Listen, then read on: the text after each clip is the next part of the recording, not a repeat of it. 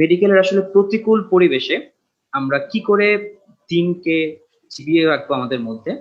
কারণ মেডিকেলের প্রথম বর্ষ থেকে যখন একটা ছাত্র ভর্তি হয় তার মধ্যে দিয়ে আসলে নানান প্রতিকূলতার মধ্যে দিয়ে আমরা অতিক্রম করতে হয়। দেখা যাচ্ছে কলেজে ভর্তি হওয়ার পরে বোনস কিনা একসাথে থাকা, একটা সহশিক্ষার পরিবেশে থাকা, এবং সেখানে আসলে নানান ধরনের প্রতিবন্ধকতার শিকার আমাদের প্রত্যেকটি ছাত্র এবং ছাত্রী হয়ে থাকে। এবং প্রত্যেকের জন্য চ্যালেঞ্জটা আসলে যার যার জন্য এক এক রকম, এবং অনেক রকমের চ্যালেঞ্জের আসলে আমরা সম্মুখীন হই। সেটার লিস্ট হয়তো বা আমি আপনাদেরকে শোনাতে পারছি না, কিন্তু আমরা যদি নিজের জীবনের একটুখানি পূর্বের কথা চিন্তা করি, আমরা হয়তো বা সবাই এই জিনিসটা খেয়াল করতে পারবো যে আমরা কি কি বাধা এবং হচ্ছে কি কি প্রতিবন্ধকতা পার করে এসেছি। এবং আমরা বলতে চাই আসলে দিনের পথে চলতে গিয়ে বাধার পাহাড় টলতে হয়, দুঃখের মাঝেও দিন রজনী সুখের কথা বলতে হয়। সরল পথের পথিক যারা, থামতে কবু চায় না তারা, বুকের মাঝেই বহুক নদী, তবু দিনের চায় বিজয়। হ্যাঁ, সত্যি আমরা দিনের বিজয় চাই।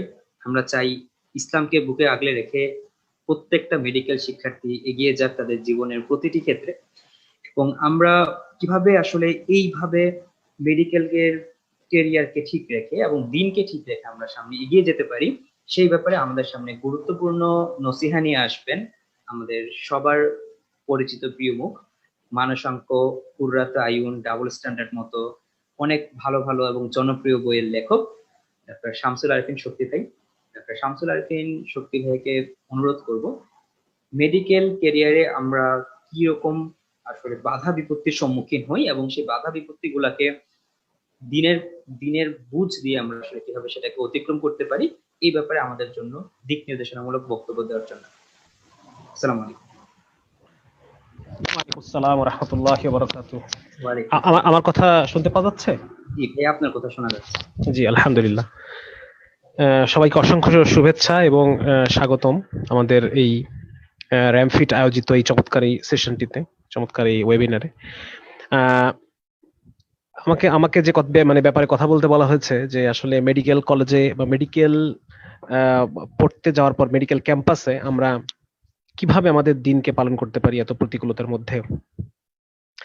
আসলে এই বিষয়টা ভাই অলরেডি, শিশির ভাই অলরেডি বলেছেন যে যে মানে বিষয়টা খুব মানে জেনারেলাইজড একটা আলোচনা আমরা করতে পারি, কিন্তু আসলে প্রত্যেকটা সমস্যা খুবই বেশি পার্সোনালাইজড।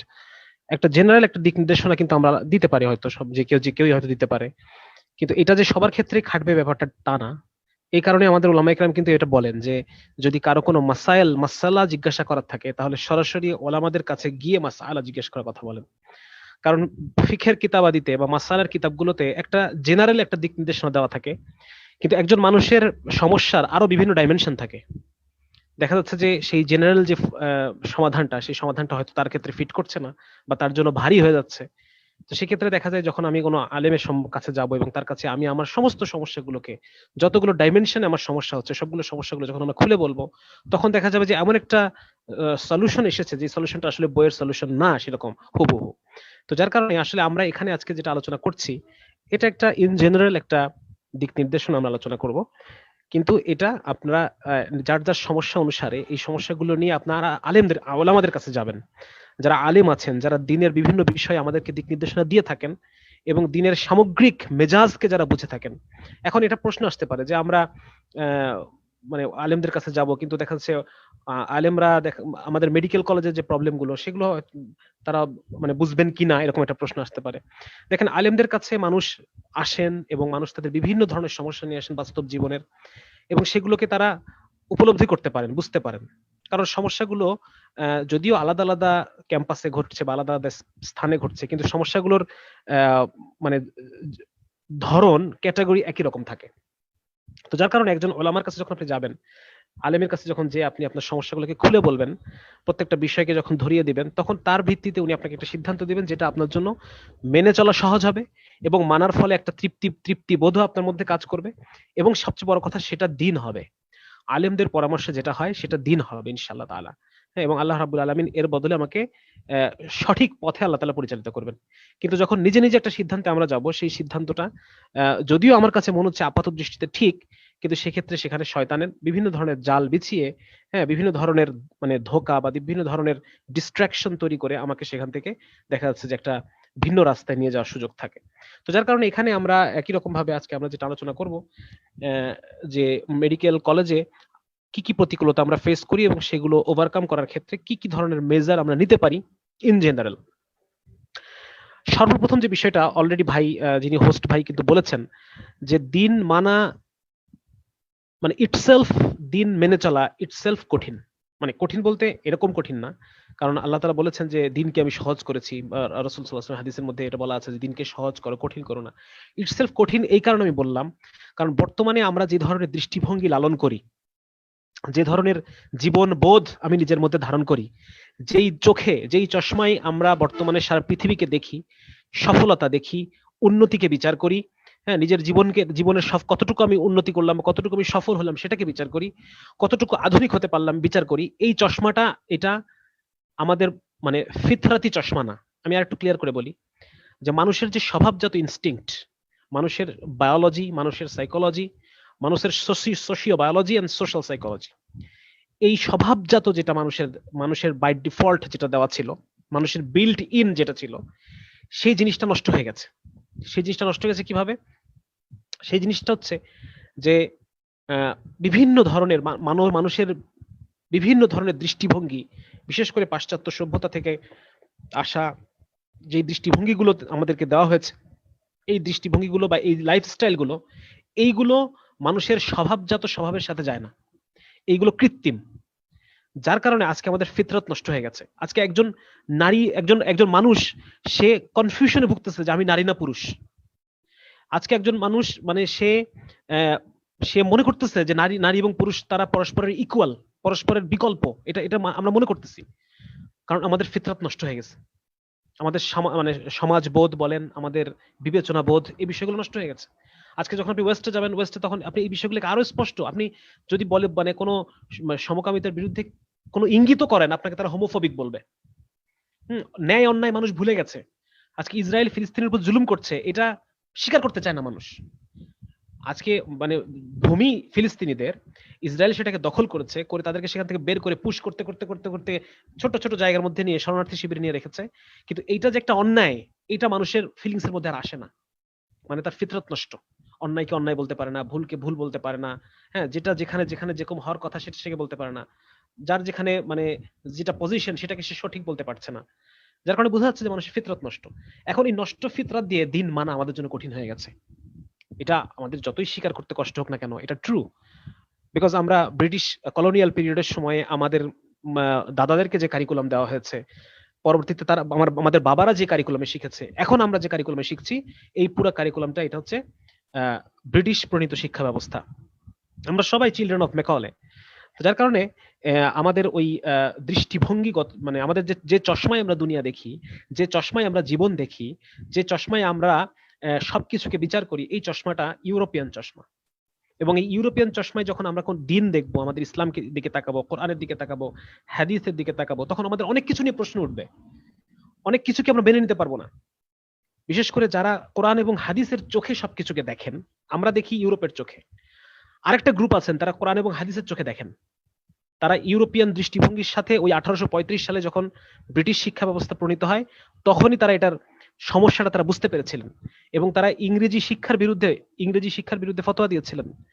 ইংরেজি শিক্ষা মানে ইংলিশ ল্যাঙ্গুয়েজ না, ইংরেজি শিক্ষা মানে ইউরোপিয়ান চিন্তা চেতনা, ইউরোপিয়ান জীবন দর্শন, সমাজ দর্শন, রাষ্ট্র দর্শন, ইউরোপিয়ান আধুনিকতার কনসেপ্ট, এইগুলার যেই কারিকুলামে শেখানো হবে, যেই কারিকুলামে ইউরোপকে ধ্রুব সত্য হিসেবে মেনে নিতে শেখানো হবে, সেই কারিকুলামের বিরোধিতা তারা করেছিলেন। এবং তারা আরেকটা স্বতন্ত্র তারা একটা শিক্ষা ব্যবস্থা তৈরি করেছিলেন, যেটাকে আমরা দেওবন্দ আন্দোলন হিসেবে পাই, যেটা আজকে মানে মাদ্রাসা শিক্ষা ব্যবস্থা বা কওমি মাদ্রাসা শিক্ষা ব্যবস্থা বলে আমরা যেটাকে চিনি। সেটা হচ্ছে এই ব্রিটিশ শিক্ষা ব্যবস্থার অপোজিট শিক্ষা ব্যবস্থা বা কাউন্টার শিক্ষা ব্যবস্থা বলতে পারি আমরা। তো যখন আজকে কোরআন এবং হাদিসের চোখে যারা ইসলামকে দেখে, তারা যখন আমাদেরকে কোনো একটা কথা বলে, সেটা আমাদের সহ্য হয় না, সেটা আমরা নিতে পারি না, সেটা আমাদের মনে মানে খটকা লাগে, বাধা লাগে। হ্যাঁ, আমাদের আমাদের মনে মানে অনেকে বলেও ফেলে যে ওনারা কি বোঝে, ওরা মানে তাদেরকে শিক্ষিত বলতেও আমাদের বাধে। তো যার কারণে আজকে আমরা আমাদের এইরকম একটা দৃষ্টিভঙ্গিগত একটা পার্থক্য হয়ে গেছে, যেটার কারণে দিন মানা কঠিন হয়ে গেছে আমাদের জন্য, এটা স্বীকার করতে হবে। দিনের কথাকে নেওয়া কঠিন হয়ে গেছে, দিনের মেজাজকে বোঝা কঠিন হয়ে গেছে, দিনের কথা যারা বলে তাদের ভাষা আমরা বুঝি না, দিনের কোন একটা সিদ্ধান্ত যখন তারা কোরআন এবং হাদিসের আলোকে, কোরআন এবং হাদিসের ছাঁচে ফেলে তারা যখন কোনো নতুন একটা সিদ্ধান্ত আমাদেরকে দেয়, সেটা আমাদের সহ্য হয় না, সেটা আমরা মেনে নিতে পারি না, গলায় মানে গলা দিয়ে নামে না নিচে। তো বিষয়টা হচ্ছে এইটা। তো যার কারণে আজকে আমাদের জন্য দিন মানা কঠিন, এটা আমাদেরকে মেনে নিতে হবে। এবং সবচেয়ে আশার ব্যাপার হচ্ছে যে এই কঠিন মানা কঠিন, এর পরও যে মানবে, এর পরও যে তার নিজের আইডিওলজি, নিজের শিক্ষা, নিজের বিবেচনা বোধ এগুলোর এগেনস্টে গিয়ে সে কোরআন এবং হাদিসের সিদ্ধান্তকে সে মেনে নিবে, তো এর জন্য আল্লাহ তাআলা আরো বড় পুরস্কার রেখে দিয়েছেন। সুবহানাল্লাহ। শেষ জমানায় আমরা যারা আসবো, বলা হয়েছে যে তারা, রাসূল সাল্লাল্লাহু আলাইহি ওয়াসাল্লাম বলেছেন, ঈমানকে ধরে রাখা হাতে কয়লা ধরে রাখার চেয়ে কঠিন হবে। তো এখন সেই অবস্থাটা চলে এসেছে। আজকে ঈমান, এমন এমন কথা বলে ফেলি আমরা, বা এমন এমন আচরণ বা এমন এমন ইশারা করি যেখানে ঈমান চলে যাওয়ার সম্ভাবনা রয়েছে সেখানে। যার কারণে এটা একটা বড় একটা বিষয় যে আল্লাহ তাআলা শেষ জামানায় ঈমান ধরে রাখা যে পরিমাণ কষ্টকর হবে, দ্বীনকে মেনে চলা যে পরিমাণ কষ্টকর হবে, ঠিক একই রকম ভাবে যে মেনে চলতে পারবে সে আজর এবং সওয়াবও সেই অনুপাতে বেশি পাবে। সুবহানাল্লাহ বিহামদি। এমনকি সাহাবায়ে কিরাম রাদিয়াল্লাহু আনহুম, একটা সহিহ হাদিসে এরকম এসেছে যে সাহাবায়ে কিরাম রাদিয়াল্লাহু আনহুম জিজ্ঞেস করে, ইয়া রাসূলুল্লাহ, শেষ জামানায় আল্লাহ রাসূল এরকম জিজ্ঞেস বলেন আর কি, যে শেষ যুগে যারা আসবে তারা, হে আমার সাহাবীরা, তারা তোমাদের মতো 50 জনের সমান আহ মানে সওয়াব তারা লাভ করবে। সাহাবীরা জিজ্ঞেস করছে, ইয়া রাসূলুল্লাহ, 50 জন মানে কি তাদের 50 জনের সমান পাবে, না আমাদের 50 জন? এবং রাসূল সাল্লাল্লাহু আলাইহি ওয়াসাল্লাম এই উত্তর দিয়েছেন যে তোমাদের 50 জনের সমান। আসলে তো সাহাবায়ে কিরামের সমান হওয়া সম্ভব না, কিন্তু আল্লাহ রাসূল সাল্লাল্লাহু আলাইহি ওয়াসাল্লাম আমাদের মর্যাদা যে আল্লাহ তাআলা বাড়িয়ে দিবেন, হ্যাঁ, সেটাকে বোঝানোর জন্য এই উপমা বা এই তুলনাটা দিয়েছেন। তো যার কারণে এই কঠিন সময়ে আজকে যারা আমরা দিনের পথে চলছি বা চলার হিম্মত করেছি, নিয়ত করেছি, সবচাইতে বড় বাধা যেটা কাজ করবে সেটা হচ্ছে কোরআন এবং হাদিসের সিদ্ধান্ত মেনে নেওয়াটা কষ্টকর হবে। মেনে নেওয়াটা কষ্টকর হবে, আমল করা তো পরের বিষয়, মেনে নিতেই কষ্ট হবে। তো এটাকে আমরা সর্বপ্রথম, এটা তো একটা পয়েন্ট গেল যে এখন দিন মানাই কষ্টকর। এমনকি আরেকটা সহিহ হাদিসে এরকম এসেছে যে আল্লাহ রাব্বুল আলামিন জান্নাত সৃষ্টি, জাহান্নাম সৃষ্টি করার পর জিবরিল আমিন আলাইহিস সালাম ওনাকে পাঠিয়েছেন, যাও জিবরিল তুমি জান্নাত এবং জাহান্নাম দেখে আসো। তো জান্নাতকে যখন জিবরিল আলাইহিস সালাম দেখে এসেছেন, এসার পর এত সুন্দর, এত চমৎকার জায়গা, তো বলছেন, ইয়া রাব্বুল আলামিন, এই জান্নাতকে তো আপনি এত সুন্দর করে সাজিয়েছেন যে প্রত্যেকেই এখানে যাওয়ার জন্য চেষ্টা করবে। তখন আল্লাহ তাআলা বলেন, ঠিক আছে জিবরিল, তুমি এবার যাও। মানে তখন আল্লাহ জান্নাতকে বিভিন্ন কষ্ট, হ্যাঁ, মেহনত, তারপর হচ্ছে পেরেশানি, বিভিন্ন ধরনের, কি বলা যায় এটাকে, মনের ইচ্ছার বিরুদ্ধে চলা, নফসের বিরুদ্ধে চলা, এই বিষয়গুলো দিয়ে যখন জান্নাতকে আল্লাহ তাআলা ঘিরে দিলেন, এখন জিবরাইল আলাইহিস সালাম আবার দেখতে গেলেন। ফেরত এসে বললেন, ইয়া রাব্বুল আলামিন, আমি তো এখন দেখে আসলাম জান্নাতের এমন অবস্থা যে আমার তো আশঙ্কা হয় কেউই জান্নাতে প্রবেশ করতে পারবে না। মানে জান্নাত পেতে হলে আমাদেরকে এই বিষয়গুলো অতিক্রম করতে হবে। আমার নিজের বুঝকে অতিক্রম করে কোরআনের বুঝকে ধারণ করতে হবে। আমার নিজের এতদিনকে পড়াশোনা, আমাকে কারিকুলামের মধ্য দিয়ে যে চশমাটা আমাকে দেওয়া হয়েছে, ইউরোপীয় চশমা, সেটাকে খুলে ফেলে কোরআন এবং হাদিসের চশমায় আমাকে ইসলামের প্রত্যেকটা সিদ্ধান্তকে দেখতে হবে। আজকে মনের ইচ্ছার বিরুদ্ধে হলেও আমাকে মেনে নিতে হবে, আমাকে সে অনুযায়ী আমল করে যেতে হবে। এটাই পরীক্ষা, এটাই হচ্ছে সাবমিশন অফ উইল। আমরা যে বলি ইসলাম শব্দের অর্থ আত্মসমর্পণ। আত্মসমর্পণ মানে কি? আমার ইগো, আমার বুঝ, আমার চশমা, এগুলো সব ফেলে দাও, দিয়ে আল্লাহ তাআলার বুঝকে ধারণ করো, কোরআন এবং হাদিসের বুঝকে ধারণ করো। সালফে সালেহিন যারা, রাসূল সাল্লাল্লাহু আলাইহি ওয়াসাল্লামের মুখ থেকে সাহাবীরা শুনেছেন কোরআনের ব্যাখ্যা, সাহাবায়ে কিরামের মুখ থেকে তাবেঈনরা কোরআনের ব্যাখ্যা শুনেছেন, তাবেঈনরা তাদের মুখ থেকে তাবেঈনরা ব্যাখ্যা শুনেছেন, এভাবে ফিকহ ডেভেলপ করেছে। এই বিষয়গুলো, মানে এই যে সালফে রাসূল সাল্লাল্লাহু আলাইহি ওয়াসাল্লামের হাদিস যে কি যেন, খায়রু উম্মতি কারনি, যে সবচাইতে শ্রেষ্ঠতম উম্মত হচ্ছে আমার যুগে যারা, এরপরে সুম্মাল্লাযিনা ইয়ালুনাহুম সুম্মাল্লাযিনা ইয়ালুন, এরপর হচ্ছে তারপরের যুগ, তারপরে শ্রেষ্ঠ তারপরের যুগ, এবং আরেকটা হাদিস এসে তারপরে শ্রেষ্ঠ তারপরের যুগ। রাসূল সাল্লাল্লাহু আলাইহি ওয়াসাল্লাম বলেছেন প্রথম 4 যুগের কথা, এবং তারপর উনি এই কথা বলেছেন যে এরপরে মিথ্যা প্রকাশ পাবে। প্রথম 4 যুগের যেই বুঝ, যেটা আমাদের ফিকহের কিতাবে যেটা সংকলিত আছে, মানে এটা হচ্ছে ইসলামের প্রকৃত বুঝ। আজকে গত 100 বছর ধরে আমরা মুসলিমরা পরাজিত। মানুষ যখন পরাজিত থাকে তার মনও পরাজিত থাকে, সে তখন বিজয়ীর ধর্ম, বিজয়ীর আদর্শ, আজকে আশা সেকুলারিজম, লিবারালিজম, হ্যাঁ, ফেমিনিজম, এই সমস্ত তাদের আদর্শগুলোকে আমরা আজকে শ্রেষ্ঠ মনে করছি, ভালো মনে করছি, উন্নতি আধুনিকতার প্যারামিটার মনে করছি। মনে করার কারণে আজকে আমাদের ফিকহের, আমাদের দ্বীনের বুঝের মধ্যে এই বিষয়গুলো ঢুকে গেছে। আজকে আমরা দ্বীনকে টেনে মানে এই এগুলোর সাথে মেলানোর চেষ্টা করছি। দিনের যে ব্যাখ্যাটা আমার ইউরোপিয়ান চশমার সাথে যায়, সেই ব্যাখ্যাটাকে আমি গ্রহণ করছি।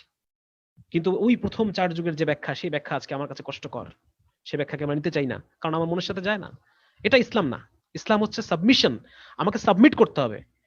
ইসলামকে আমার কাছে সাবমিট করতে হবে, ব্যাপারটা এরকম না, বরং আমাকে ইসলামের কাছে সাবমিট করতে হবে।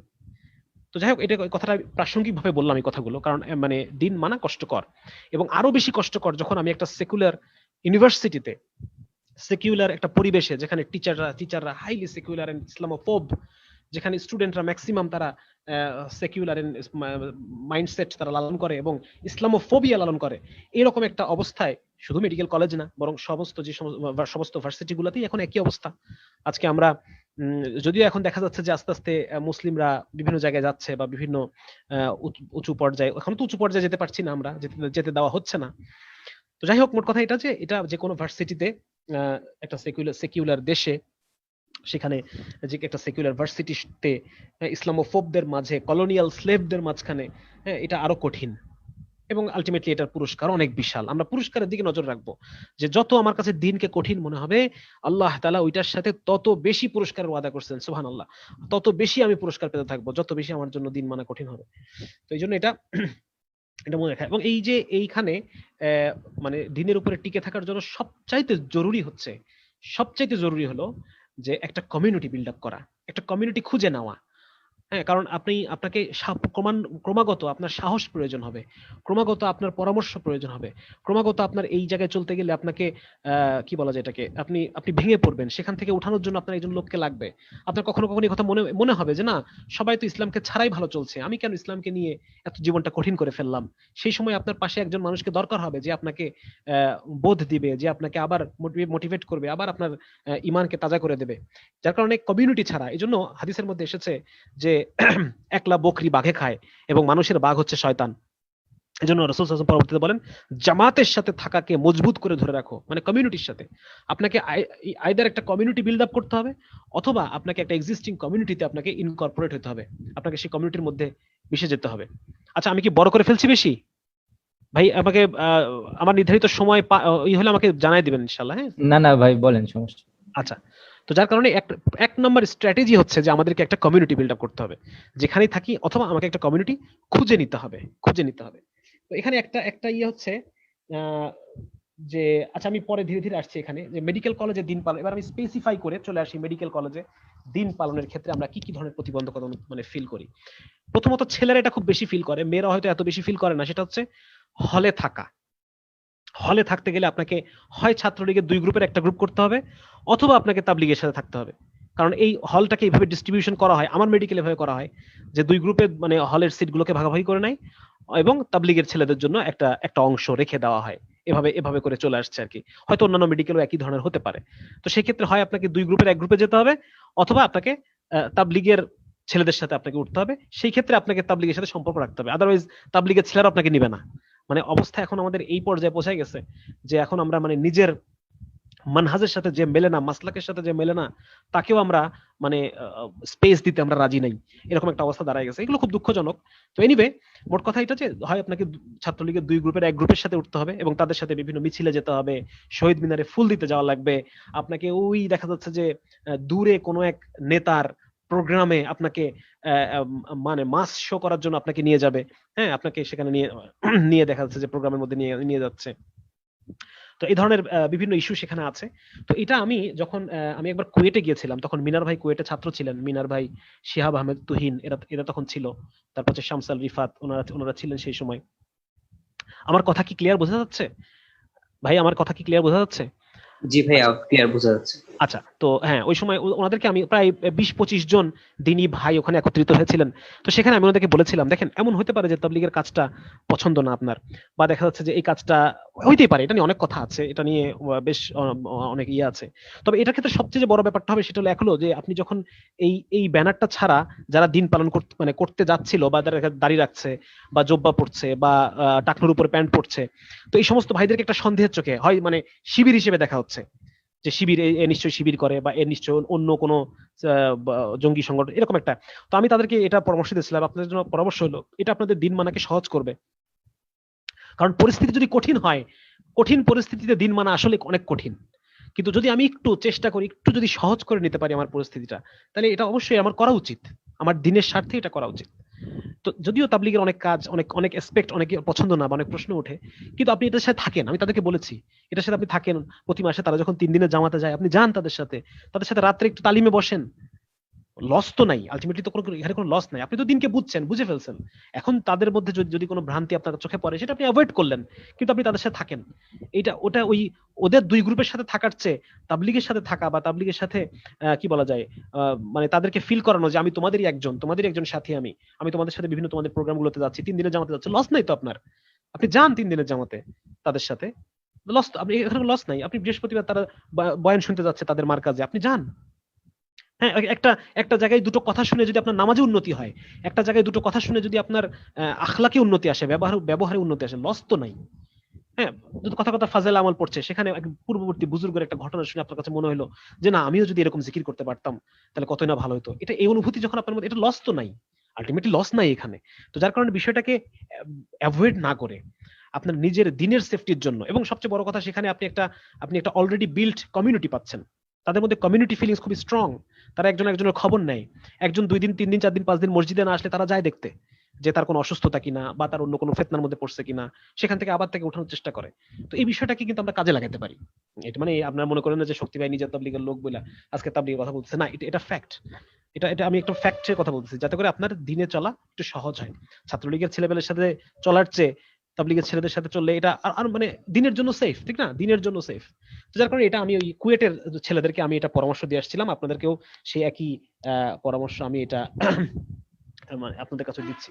2 নম্বর আরেকটা হতে পারে, যাদের সামর্থ্য আছে তারা আপনারা কয়েকজন মিলে একটা বাসায় বাসায় থাকতে পারেন, কয়েকজন যারা সমমনা বা দেখা যাচ্ছে যে মোটামুটি দেখা যাচ্ছে আপনারা কথা কথা কথা আহলে হাদিস ঘরানার ভাইরা হতে পারে, বা দেখা যাচ্ছে যে অন্য কোনো ঘরানার ভাইরা হতে পারেন। আপনারা দেখা যাচ্ছে একসাথে মিলে আপনার একটা ভিন্ন একটা বাসা নিয়ে, যদি অনেক সবার একটা সামর্থ্য থাকে না, হ্যাঁ, কথা কথা ঢাকার একটা জায়গায় বাসা নিয়ে 3 জন 4 জন থাকা, এটা বেশ অনেকের পক্ষে সম্ভব হয়তো হবে না, কিন্তু তারপর যাদের সামর্থ্য আছে তারা হয়তো ভেবে থাকতে পারেন। সেখানে আপনারা বিভিন্ন দেখা যাচ্ছে ঘরের মধ্যে একটা লাইব্রেরি ডেভেলপ করলেন, একটা দিনী পরিবেশ তৈরি করলেন, সেখানে আপনারা একটা ঘরের মধ্যে মসজিদের মতো করে নিলেন। মোট কথা আপনাদের নিজেদের মতো করে জায়গাটাকে একটা দিনই একটা ভাবধারা দিলেন, যাতে করে সেখানে দিন পালন করা বা আপনাদের জন্য সহজ হয়। তো এটা এটা আরেকটা আরেকটা মানে অপশন হতে পারে, যদিও এটা সবার জন্য না। আচ্ছা, তারপর হচ্ছে আরেকটা অ্যাসপেক্ট হচ্ছে, এটা তো গেল থাকার ব্যাপারটা নিয়ে কিছুটা আলোচনা হলো। হ্যাঁ, যে এবং আরেকটা পয়েন্ট হচ্ছে তাবলিগের ছেলেগুলাকে কিন্তু ওই ছাত্রলীগের 2 গ্রুপ বিভিন্ন প্রোগ্রামে যাওয়া, শহীদ মিনারে ফুল দেওয়া, এই সেই এগুলো নিয়ে কিন্তু ঘাটায় না। এটা আমার ক্যাম্পাসে আমি এটা মানে দেখেছি যে তারা তাদের মতো থাকে, কাজ করে, তাবলিগের যে কাজ সেগুলো তারা করতেছে, তাদেরকে এই 2 গ্রুপের কেউ তাকে ঘাটাচ্ছে না। তো এটা দিনের জন্য সেফ, দিনের জন্য সেফ। মানে তাদের যেগুলো যে অংশ আপনার পছন্দ না সেগুলো আপনি নিলেন না, বাকি তাদের কার্যক্রমের সাথে আপনি থাকলেন এবং তাদেরকে এই ফিলিংসটা দেওয়ালেন যে আমি তোমাদের একজন। হ্যাঁ, এবং তাদের সাথে আপনি হলে সিটির জন্য তাদের সাথে ওঠার চেষ্টা করলেন, এটা আপনার জন্য দিনের জন্য সুবিধাজনক হবে। আচ্ছা, বোনদের ক্ষেত্রে খুব সম্ভবত এইভাবে সিট ডিস্ট্রিবিউশন নাই, এটা আমি যতদূর জানি 2-1টা ক্যাম্পাস সম্পর্কে আমার ধারণা যে বোনদের ক্ষেত্রে থাকার ব্যাপারে এই ধরনের কোনো অসুবিধা এখনো পর্যন্ত সেভাবে দেখা যায় না আর কি। আচ্ছা, আরেকটা জিনিস হচ্ছে যে ক্যাম্পাসে এখন এটা গেল থাকার বন্দোবস্ত। এখন ক্যাম্পাসে যখন ক্লাস টাইমে কি হয়, ক্লাস টাইমে যে ঘটনাগুলো ঘটে, এই বিষয়গুলো মেনে নেওয়ার বিষয় আছে। যে আমাদের যারা বাবার জেনারেশন, আমাদের বাবাদের জেনারেশন, আমাদের স্যাররা ম্যাক্সিমামই অ্যাসিস্ট্যান্ট প্রফেসর থেকে উপরে যারা, তারা এরকম আমাদের বাবাদের বয়সী, এর চেয়ে ছোট হবে না। তো আমাদের বাবাদের জেনারেশনটা যেই সময় তারা যুবক বা তরুণ, বা যেই সময় তাদের মনটা নরম কাদার মতো, সেই সময়টা ছিল সমাজতন্ত্রের উত্থান, সমাজতন্ত্রের জয় জয়কার। এবং শুধু তাই না, সমাজতন্ত্রের উত্থানটা ছিল বিপ্লবী উত্থান। মানে এক ছিল পুঁজিবাদের উত্থান, সেখানে তারা মানে পুঁজিবাদ, ভোগবাদ, হ্যাঁ, যত পারো ভোগ করো, মানে একটা যত মানুষ ভোগ করবে তত সে সুখী, এরকম একটা একটা জিনিস কাজ করছে। আবার সেই সাথে সমাজতন্ত্রের উত্থান, সেখানে একটা জিনিস কাজ করছে যে মানে দুনিয়াবী উন্নতি, হ্যাঁ, মানে ধর্মের ব্যাপারটা গৌণ হয়ে যাচ্ছে। মানে দুটা ক্ষেত্রেই যে দুটার শক্তি লড়াই করছে সেই সময়, দুটার ক্ষেত্রেই ধর্মের বিষয়টা গৌণ, ধর্ম নাই বলতে গেলে। তো এক হচ্ছে যারা জালেম, তাদের ক্ষেত্রে মানে পুঁজিবাদ, তারাও ধর্ম মানতেছে না, যারা দেখা যাচ্ছে বিপ্লবী, জুলুম থেকে বিপ্লব করতে চাচ্ছে সমাজতান্ত্রিক যারা, তারাও দেখা যাচ্ছে সেই ধর্মহীন। তো যার কারণে আমাদের বাবাদের জেনারেশন, ওনাদের সাইকোলজিটা, যদিও তারা নামাজ পড়ছেন, হজ করছেন, জাকাত দিচ্ছেন, কিন্তু ইসলামকে অ্যাজ এ ওয়ার্ল্ড ভিউ হিসেবে বোঝা এটা খুব কম। তারা এটা হুট করে বুঝে উঠতে পারেন না। এখন বৃদ্ধ বয়সে বোঝাইতে গেলে তারও পারেন না। হ্যাঁ, কিন্তু এটা, এই বাস্তবতাটা আমাদের মেনে নিতে হবে যে তাদের সেই সময়টাতে ইসলাম শুধুই একটা রিচুয়াল, এটা ছাড়া কিছুই না। তো আমি যেভাবে ইসলামকে আজকে বুঝতে পারছি যে আমাকে আজকে আমার নিজের জীবনে ইসলাম আনতে হবে, কারণ আমি ইসলামী সভ্যতার একজন অংশ, এই বিষয়গুলো তাদেরকে তাদের বোঝানো খুব কঠিন। তো যার কারণে আপনি অনেক পাবেন যে আপনার টিচারদের মধ্যে, আমাদের টিচারদের মধ্যে মানে সেকুলার মেন্টালিটি রাখে বা ইসলামোফোবিক মানসিকতা রাখে, এরকম অনেক আছে স্যারদের মধ্যে, ম্যাডামদের মধ্যে। তো এই ক্ষেত্রে কি করণীয়? এই ক্ষেত্রে করণীয় হচ্ছে 1 number, answer them by your result. 1 number, answer them by your result. এখানে আমি একটা গল্প বলবো আপনাদেরকে।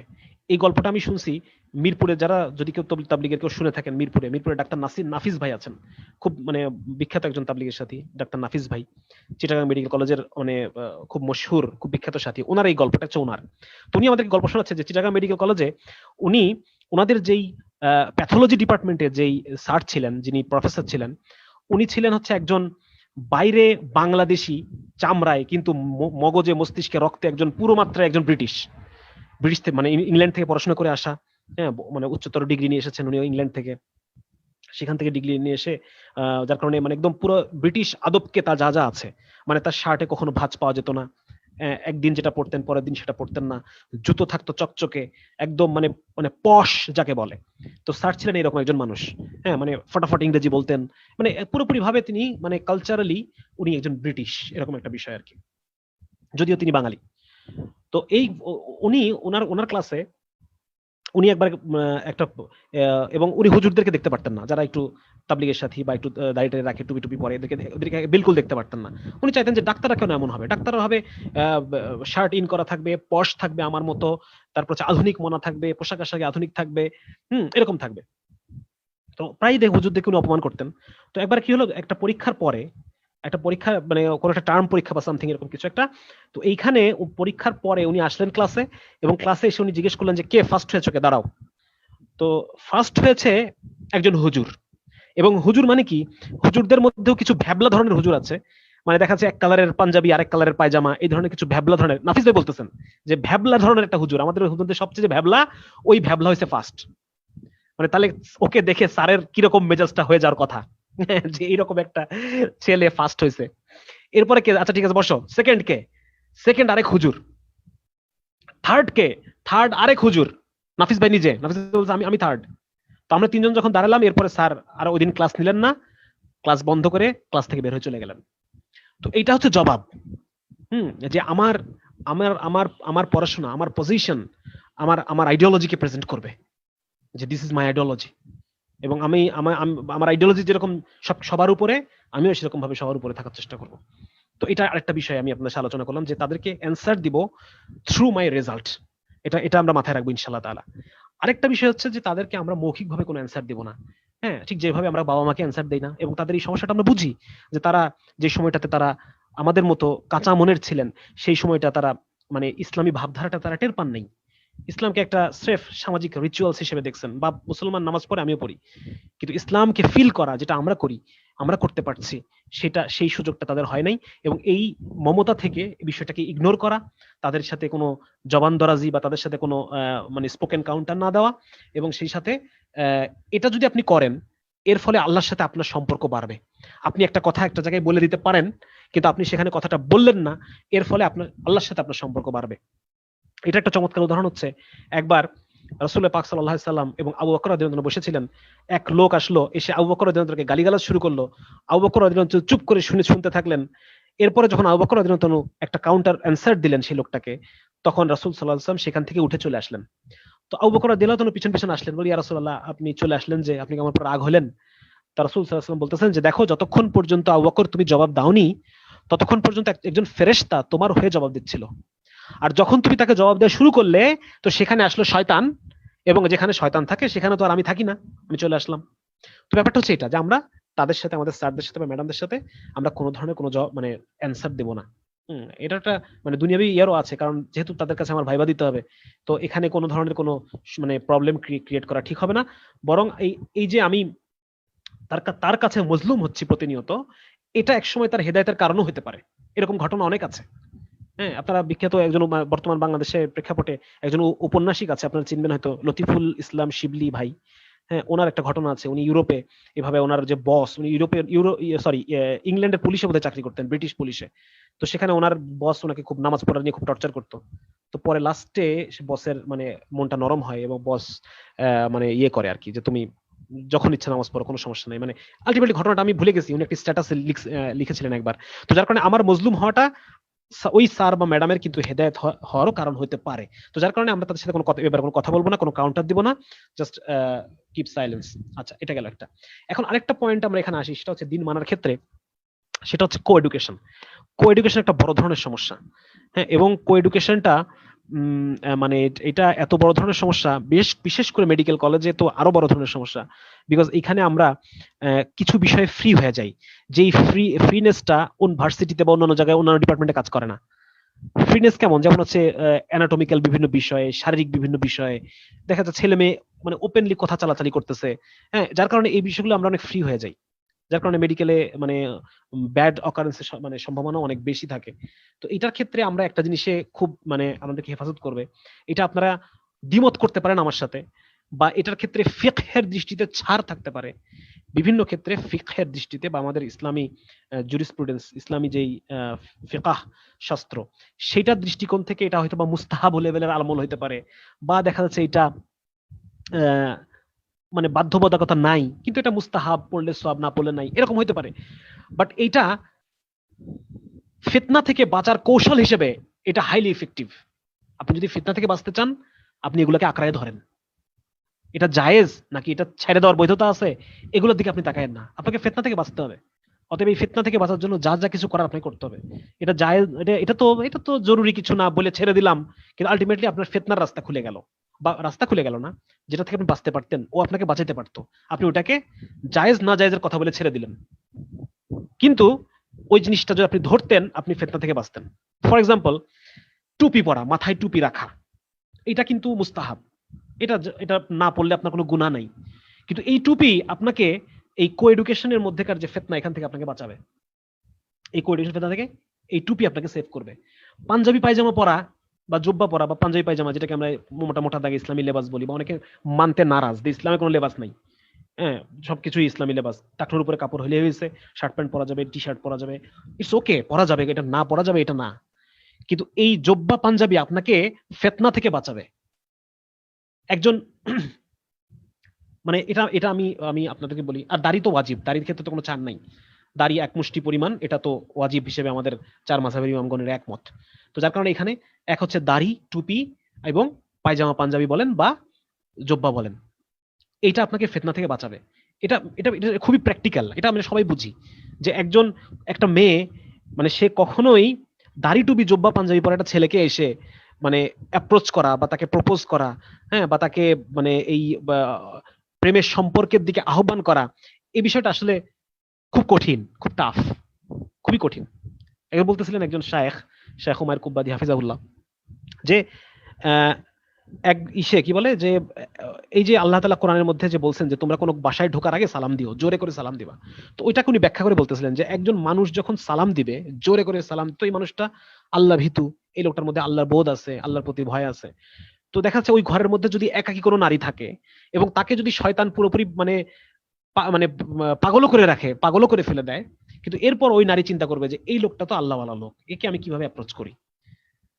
মানে এরকম একটা জিনিস কিন্তু মানুষের মধ্যে কাজ করে। হ্যাঁ, একজন আপাদমস্তক বোরকা পরা মেয়েকে ইফটিজিং করা খুব টাফ, মানে মন চাবে না করতে, এটা এটা স্বাভাবিক একটা বিষয়। তো ঠিক একই রকম ভাবে এই পায়জামা পাঞ্জাবি দাড়ি এগুলো আপনাকে মানে এই কো এডুকেশনের মধ্যেকার ফিতনাগুলো থেকে আপনাকে মোটামুটি একটা শেল্টার দেওয়া বা মোটামুটি একটা সুরক্ষা আপনাকে দিতে পারবে, যে ওই দিক থেকে আপনার জন্য কোনো ফিতনা আসবে কম, ওই দিক থেকে মানে বোনদের থেকে আপনার কাছে ফিতনা কম আসার সম্ভাবনাই বেশি। এবং সেই সাথে আরেকটা বিষয় আপনার মধ্যে কাজ করবে, সেটা হচ্ছে আমি এই অবস্থায় এই লেবাসে কিভাবে আমি একটা মেয়ের সাথে এই করিডোরে দাঁড়ায় দাঁড়ায় কথা বলি, কিভাবে একটা মেয়ের সাথে আমি লাইব্রেরিতে এই ড্রেস পরে বসে থাকি, কিভাবে একটা মেয়ের সাথে আমি এই ড্রেস পরে আমি একটা গ্রুপ স্টাডির মধ্যে যাই, মানে এই বিষয়গুলো আপনার মধ্যেও কাজ করবে, তার মধ্যে যেভাবে কাজ করবে আপনার মধ্যেও কাজ করবে। তো সেখানে এটা আরেকটা ট্যাকটিক্স হতে পারে, কৌশল হতে পারে, যেটা আমরা ইয়ে করতে পারি।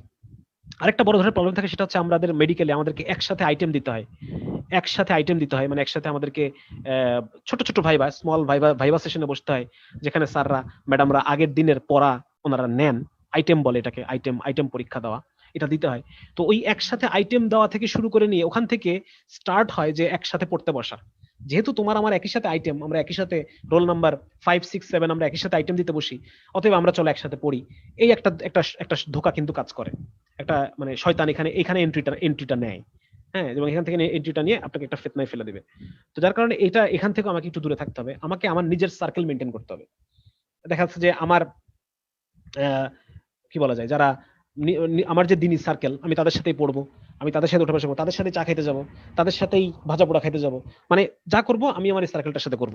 এরকম একটা কিছু কিছু মানুষকে আমার খুঁজে নিতে হবে, এবং শুধু খুঁজে নিলে হবে না, এদেরকে আপনার গ্রুমিং করতে হবে, যাতে তারাও ছুটে না যায়, তারাও যেন ইমানের উপর টিকে থাকতে পারে, কারণ তারা টিকে থাকলে আপনিও টিকে থাকবেন। সুতরাং এদেরকে গ্রুমিংটাও আমাদের করতে হবে। আচ্ছা, এই কারণে একটা, আর বোনদের ক্ষেত্রে এটা একটা মানে এই কোএডুকেশনের পরিস্থিতিতে বাঁচার জন্য চমৎকার একটা হাতিয়ার হতে পারে বিয়ে করে ফেলা, ফার্স্ট ইয়ারে বিয়ে করে ফেলা। আমাদের মেডিকেলে আমাদের ব্যাচে টপ 5টা সুন্দরী মেয়ের মধ্যে একটা মেয়ে ছিল বিবাহিতা, একটা মেয়ে ফার্স্ট ইয়ারে বিবাহিতা ছিল, এবং ওই মেয়েটাকে কেউ ডিস্টার্ব করে নাই। ওই মেয়েটা যদি মানে বিবাহিতা না হইতো, তাহলে পরে ওর পিছনে কথা কথা ক্লাসের 10-15টা ছেলে ওই মেয়ের পিছনে লেগে যেত। শুধুমাত্র বিবাহিত হওয়ার কারণে তার পিছনে কেউ লাগে নাই, কেউ তার ফোন নাম্বার কালেকশন করার চেষ্টা করে নাই, কেউ তাকে ওভার ফোন ডিস্টার্ব করার চেষ্টা করে নাই, এবং না সিনিয়র না অন্য কেউ, না ব্যাচমেট, কেউই করে নাই। সুতরাং এইটা একটা মানে এই জন্য বিয়ে এটা একটা মানে বড় একটা মানে ফিতনা থেকে বাঁচার জন্য বড় একটা আশ্রয়। আল্লাহ রাসূল তার এমনি বলেন নাই যে বিয়ে হচ্ছে অর্ধেক দিন, এটা তো আর খামোখা কথা না, রাসূল সাল্লাল্লাহু আলাইহি হাদিস।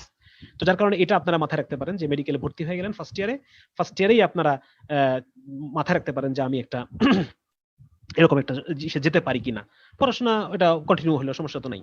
হ্যাঁ, এটা একটা হতে পারে। 2 নাম্বার হচ্ছে পরিপূর্ণ পর্দা করা। পরিপূর্ণ পর্দা করা এই কারণে যে বয়েজ টক বিষয়টা কি এটা নিয়ে আপনার কোনো ধারণা নাই বোনদের। আমি জানি না, গার্লস টক নিয়ে আমাদের কোনো ধারণা নাই অ্যাকচুয়ালি, বাট বয়েজ টক বিষয়টা কেমন হয়, ছেলেরা কি নিয়ে কথা বলে, এটা মানে এটার বাস্তবতা খুব ভয়াবহ। এবং এই ছেলেগুলা তারা অ্যানাটমি পড়া ছেলে, তারা অ্যানাটমি পড়ে আসছে। তো যার কারণে মানে আপনি যদি খুব কঠোরভাবে পর্দা না করেন, মানে কঠোরভাবে যদি আপনি মানে এই ব্যাপারটাকে গ্রহণ না করেন, এটা আপনাকে ফিতনা থেকে বাঁচাতে পারবে না।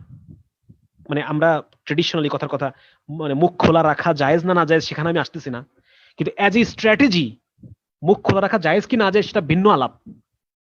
এই ব্যাপারে সমস্ত আলেম একমত যে ফিতনার সময় মুখ ঢেকে রাখা ওয়াজিব, ফিতনার সময়। এবং ফিতনার সময় যদি আপনি এইটাকে না বলেন, আর কোন জায়গায় বলবেন? আর এই যে কো এডুকেশনকে যদি আপনি ফিতনা না বলেন, আর কি ফিতনা আমি জানি না, আর কোন জিনিস ফিতনা আল্লাহ জানে আর আপনি জানেন। কো এডুকেশন এই জিনিসটা যদি ফিতনা না হয়, ছেলে মেয়ে একসাথে, তারপর হচ্ছে কো ওয়ার্কিং একসাথে সহকর্মী, এই বিষয়গুলো যদি ফিতনা না হয়, আর কোন জিনিস ফিতনা কি এটা আমি বলতে পারবো না।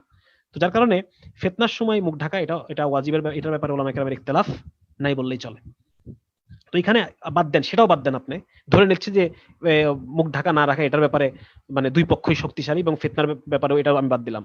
কিন্তু এরপরও অ্যাজ এ স্ট্র্যাটেজি আপনি যদি আসলে দিন পালন করতে চান, আপনার ঈমান এবং আমলকে অটুট রেখে আপনি দিন পালন করে যেতে চান, এই মেডিকেল থেকে বেরো যাবেন, তাহলে পরে সেই ক্ষেত্রে আপনাকে এই পরিপূর্ণ শরঈ পর্দা যেটাকে বলে, হ্যাঁ, এটা আমি মানসাঙ্ক বইতে বিস্তারিত আলোচনা করছি, এটা একটু আপনারা দেখে নেবেন, সবাই সায়েন্সের স্টুডেন্ট, এটা খুব সহজ একটা বিষয় হবে। এবং এটা পড়ার পরে মানসাঙ্ক বইটা আপনাদের একটা ঘটনা শোনাই। মানসাঙ্ক বইটার পড়ার পর একটা হিন্দু মেয়ে সে বলছে যে আমি এখন থেকে আর কোনো হাই হিল পরবো না। একটা হিন্দু মেয়ে বলছে যে আমি এখন থেকে আর হাই হিল পরবো না। তাহলে ওইটা পড়ার পর আমাদের বন্ধুর কি অবস্থা হওয়া উচিত? এই কারণে আপনাদের কাছে আমার মানে আরজ, আপনারা মানে মেয়েদের ক্ষেত্রে এটা আরেকটা ঢাল হবে এই ফিতনা থেকে বাঁচার, যদি আপনি পরিপূর্ণ শরঈ পর্দা করেন। আপনার মানে কোনো বডি পার্টস এই অ্যানাটমি পড়নেওয়ালা ছেলেরা দেখতে পাবে না, না স্কিন কালার, না এনিথিং এলস। আপনার এই যারা অ্যানাটমি পড়া ছেলেগুলা যেগুলো বসে আছে সামনে, হ্যাঁ, এগুলো হচ্ছে বুভুক্ষ জানোয়ারের মতো বসে আছে। এদেরকে আপনি কিছুই বুঝতে দিবেন না। তাহলে পরে আপনি এই ফিতনা থেকে বাঁচতে পারবেন ইনশাআল্লাহ তাআলা, আল্লাহর তৌফিকে। আমার কথাগুলা খারাপ লাগতে পারে, কিন্তু আমি মানে এই কি বলা যায় সলফে সালিহিনের যে বুঝের উপরে কোনো ধরনের কোনো ছাড় দিতে রাজি নাই। কোনো মানে ফাঁকা থাকবে আর সেই ফাঁকা দিয়ে একটা ফিতনা ঢুকবে, সেই ফাঁকা দিয়ে একটা মানে ঈমান আমল ধ্বংস করার জন্য কিছু একটা কোনো একটা অকারেন্স ঘটবে।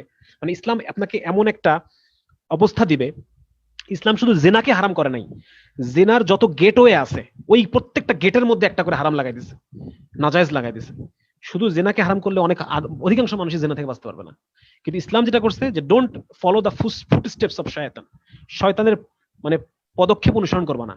জেনা শুধু বন্ধ করলে হবে না, জেনার যতগুলো গেট আছে, হ্যাঁ, চোখের হেফাজত থেকে শুরু করে নারীর সাথে কথা বলা থেকে শুরু করে যত ধরনের গেট আছে জেনার, এই সবগুলা গেটকে ইসলাম বন্ধ করে দিচ্ছে। তো এই মেজাজটা আমাদেরকে বুঝতে হবে। আমরাও আমাদের এই যে নতুন মানে কি বলে নতুন জীবনে আমরা যারা যাব, এখানেও আমরা এই বিষয়টাকে আমরা ইয়ে করবো ইনশাআল্লাহ তাআলা। আরেকটা বিষয় সেটা হচ্ছে যে এটা আমার আলোচনা মোটামুটি শেষ। আমি জানি না আমি মানে মূল টপিক আমি অ্যাড্রেস করতে পারলাম কিনা, খুব দৌড়ের উপরে আমি আজকের এই কি বলবো একটু রেডি করে নিছি। আরেকটা বিষয় হচ্ছে যে আপনাদের কাছে আমার আরজ যে মেডিকেল সায়েন্স পড়া, এইটা মেয়েদেরকে যে এই মেডিকেল সায়েন্স মেয়েরা পড়বে বা মেয়েদের পড়া জরুরি, এটার ব্যাপারে কোনো সমস্যা নেই, কারো সমস্যা নেই যে মেয়েরা মেডিকেল সায়েন্সে মেয়েদের পড়বে কি পড়বে না। কিন্তু প্রবলেমটা কোথায়? প্রবলেমটা আমাদের ওলামা ইকরাম যেটা বলে কো এডুকেশন। এখন কো এডুকেশন দুজনের জন্যই হারাম, একটা মেয়ের জন্য হারাম, মানে হারাম না, সরি হারাম বলা ঠিক হচ্ছে না, নাজায়েজ ওলামা ইকরাম কো এডুকেশন, এবং একজন ছেলে যে কো এডুকেশন পড়ে এটাও ছেলের জন্য নাজায়েজ। তো যার কারণে এইটাকে আপনারা খুব ভয়ে ভয়ে ইস্তেগফারের সাথে, ব্যাপারটা হচ্ছে না পারতে, ব্যাপারটা হয়ে গেছে কেমন জন্ম নিয়ন্ত্রণের মতো। কেমন জন্ম নিয়ন্ত্রণের মতো? জন্ম নিয়ন্ত্রণ যেরকম এটা মানে ইসলামের মেজাজের সাথে যায় না, মেজাজের সাথে যায় না, কিন্তু বর্তমান বাস্তবতার ক্ষেত্রে এটা নিয়ে করতে হচ্ছে আমাদেরকে। বর্তমানে জাতিরাষ্ট্র ব্যবস্থা মানে বর্ডার সীমানা এবং সেই সাথে নারীবাদ, এই সব কিছু মিলে এমন একটা সিচুয়েশন তৈরি করছে যে গর্ভধারণ করাটাই মানে একটা মানে গর্ভধারণ করাটাই নেগেটিভ, এরকম একটা বিষয়। মানে গর্ভধারণ করাটা একটা অসুখ, এবং এটা মানে ওয়েস্টার্ন যে সমস্ত পেপারসে এভাবেই আছে যে গর্ভধারণ করাটাই একটা অসুখ বা একটা ডিমেরিটস। এটা থেকে বাঁচতে হলে আপনাকে জন্ম নিয়ন্ত্রণ করতে হবে বা আপনাকে পিল খাইতে হবে। তো ব্যাপারটা হয়ে গেছে এরকম যে আমাদেরকে এখন মানে আমরা যেহেতু আমরা বা আমাদের ফিতরত নষ্ট হয়ে গেছে, এই বিষয়গুলো আমরা বুঝতে পারতেছি না, কিন্তু আমাদের একই সাথে আমাদের ফিমেল ডক্টর প্রয়োজন উম্মতের জন্য। তো সেই ক্ষেত্রে এই যে যারা আমরা পুরুষরা যারা মেডিকেলে পড়ি এবং বোনরা যারা মেডিকেলে পড়ি, আমরা সবাই ইস্তেগফারের সাথে পড়বো। এটাকে ইবাদত মনে করে পড়ার দরকার নেই, কারণ আলটিমেটলি জিনিসটা নাজায়েজ। এটা কেউ এখন পর্যন্ত এটা বলতে পারবে না যে সহশিক্ষা এটা খুব বড় ইবাদত, এটা মুস্তাহাব, এটা সুন্নাত, এভাবে বলা যাবে না। বরং এটাকে আমরা ইস্তেগফারের সাথে পড়ি যে আল্লাহ আপনি আমাকে মাফ করে দেন, আমার এই জ্ঞানকে আপনি উম্মতের কাজে লাগান এবং আপনি আমাকে মাফ করে দেন, আমার এই জ্ঞানকে আপনি উম্মতের কাজে লাগান এবং আমাকে আপনি মাফ করে দেন। এইভাবে করে আমি ইনশাল্লাহ, যারা আপনারা মেডিকেল সায়েন্সে পড়তেছেন এভাবে পড়েন, যতটুকু সম্ভব এই কো এডুকেশনের মধ্যে ফ্রি মিক্সিং যেটাকে বলে, এই ফ্রি মিক্সিং অ্যাভয়েড করে পড়েন। যারা পড়তেছেন ফ্রি মিক্সিং অ্যাভয়েড করে পড়েন, মানে অ্যাভয়েড করার জন্য যা যা করণীয় তাই করেন এবং ইস্তেগফার করেন। এক হচ্ছে ইস্তেগফারের সাথে গুনাহ মনে করে পড়েন। সিগারেটকে যদি গুনাহ মনে না করেন তাহলে জীবনে ছাড়া যাবে না, হ্যাঁ, মানে গুনাহ মনে করে পড়েন এবং এটাকে কি বলে, এটাকে ইস্তেগফারের সাথে এটাকে যতটুকু সম্ভব এই মানে এটাকে আপনি যদি আমি এটা আপনাদেরকে বলে দিই যে হ্যাঁ আপনারা মেডিকেল পড়া এটা জায়েজ, তাহলে এটা পরবর্তীতে ফ্রি মিক্সিংটা জায়েজ হয়ে যাবে। ফ্রি মিক্সিংটাকে স্বাভাবিকভাবে নিবেন, অলরেডি অনেকে নিচ্ছে, প্রচুর দিনদার ভাই, দাড়িওয়ালা, টাকনুর উপরে প্যান্ট, মেডিকেল কলেজে দেখা যাচ্ছে যে আমাদের মানে হিজাবি আপুদের সাথে দেখা যায় তারা কথা বলতে পারলে প্রেম হয়ে যাচ্ছে, প্রেম হয়ে তারা একসাথে রিডিং রুমে তারা একসাথে বসে বসে পড়তেছে এবং অনেক আকাম কুকাম হচ্ছে, হয়ে যাচ্ছে, মানে কিছু করার নাই, এটা হবেই। তো এখানে আমরা এটাকে খুব সিরিয়াসলি নেই যে আমরা ইস্তেগফারের সাথে আমরা গুনাহ মনে করে মন ছোট করে আল্লাহর কাছে কাঁদতে কাঁদতে তওবা ইস্তেগফারের সাথে আমরা এটা কন্টিনিউ করব এবং এটাকে আমরা কি বলে এটাকে আমরা উম্মতের কাজে ব্যবহার করব ইনশাআল্লাহ তাআলা। মর্যাদার জন্য না যে আমার মর্যাদা, আমি স্বাবলম্বী হব, আমি আত্মমর্যাদা খুঁজে নেবো না, বরং এটাকে আমি আমার উম্মতের কাজে লাগাবো এবং আল্লাহর কাছে ইস্তেগফার করব। আমার মনে হয় যে আমি মোটামুটি বুঝাতে পারছি আমি কি বলতে চাই। সব কথা হয়তো বা মানে এক্সপ্রেস করতে পারি না, আপনারা বুঝে নেবেন। ঠিক আছে ইনশাআল্লাহ। জাযাকাল্লাহ খায়ের আমাকে কিছু কথা বলার সুযোগ দেওয়ার জন্য। ওয়া আখির দাওয়ানা আলহামদুলিল্লাহি রাব্বিল আলামিন। আসসালামু আলাইকুম ওয়া রাহমাতুল্লাহি ওয়া বারাকাতুহু।